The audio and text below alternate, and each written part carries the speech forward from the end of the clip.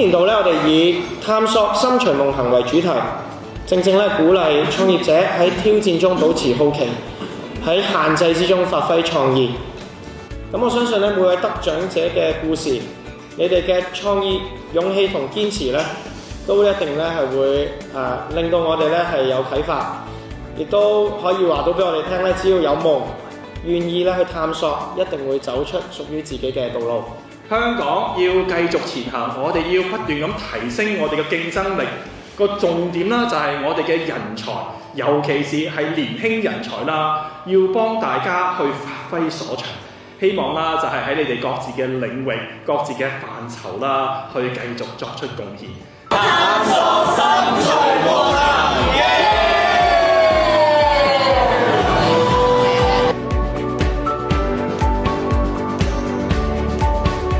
我哋除咗揾錢之外，我亦都好想去支持到香港能夠可持續發展，甚至係令到有更多嘅人可以投放佢哋嘅精神、創意喺香港嘅商務經濟發展上邊。